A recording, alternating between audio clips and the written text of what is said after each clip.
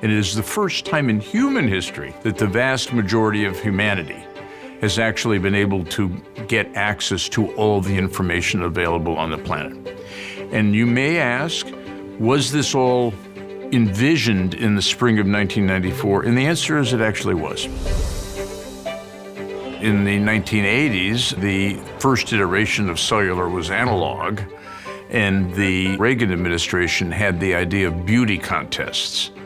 And so the prettiest applicants would win, but the beauty contests didn't really seem to work. They didn't cause investment to happen. And so then the Reagan administration, having no other technique, moved to lotteries.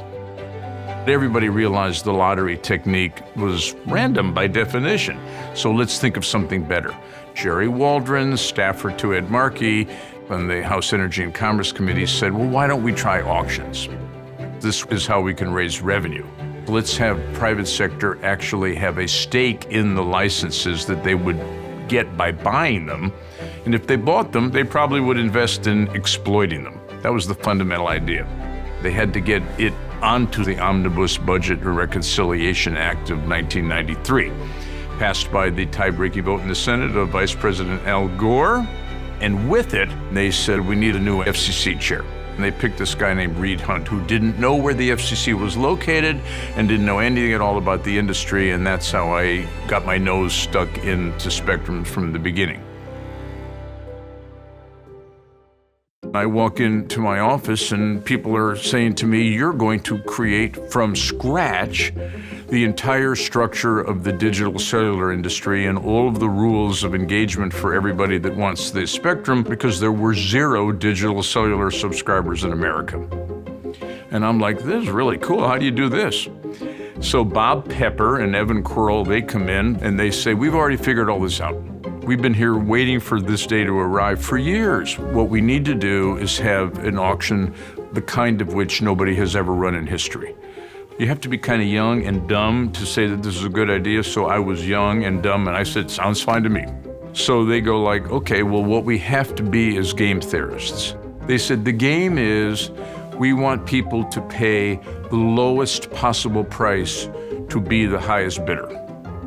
Very tricky stuff. You know, the faster you say it, the easier it is to understand it.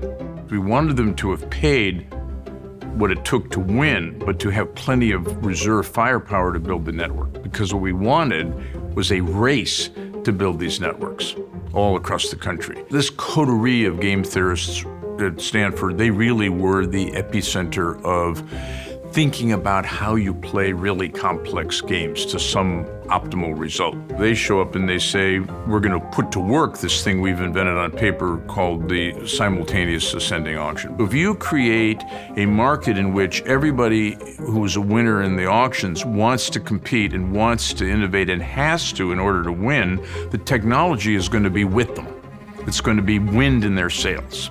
But that's what government should be, an opportunity to innovate being created by government, right? Not a mandate, don't do it my way because I'm in government, but have an opportunity to create.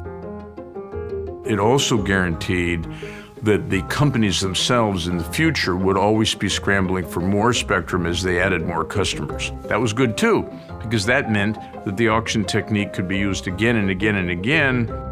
No one's ever done this except in laboratory tests and on, pieces of paper.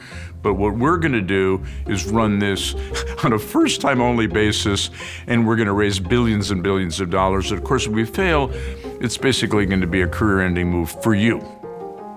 Great, sounds great. We knew what the stakes were. What we didn't know was whether or not we could pull off this auction that would jumpstart the whole thing. The big event was this auction of the basic blocks that would be composing, the cellular industry that would be created more or less from scratch. Billions of dollars, 6 months, don't F up. Okay, that was the first real auction in history to ever have been conducted on a screen remotely via this thing called the internet. First in history. Naturally, the night before the server broke. So we had the whole thing set up, lots of press attention, blah, blah, blah, and the server breaks. So we had hired Don Gibbs. So he calls the CEO of Sun, Scott McNeely, and says, do you want to be embarrassed because it's your server that broke. You need to get this on a plane and fly this to Washington by tomorrow morning at 7 a.m., which they did. So we have a Sun server set up, and this junior guy named Eric Schmidt is there on the scene, and the computer works, and the auction is a tremendous success. You can have an auction, but if there's nobody bidding, there's nobody bidding. But once you knew that there was major participation, you could kind of rest easy on the outcome. It soon became absolutely clear that there just was going to be one headline. How big was the check? It was ironic, maybe paradoxical, because the goal wasn't to get the most amount of money, but it was a big check. So it's a pivotal moment, the Omni auction, because it changed perceptions in what was going to happen. It's one thing to say this theory is going to work. It's another thing to say the future is inevitable. The fact that the number was so big from that first really test run, that was a very good harbinger for how many would participate in the big auction, for the big blocks that would be the backbone of the industry. Auctions continued to fuel the investment in 1997, 1998, 1999, and on into the future that has built out the web of fiber optics and base stations and data centers, that constitute the new fabric of communications. That is why this is a success story.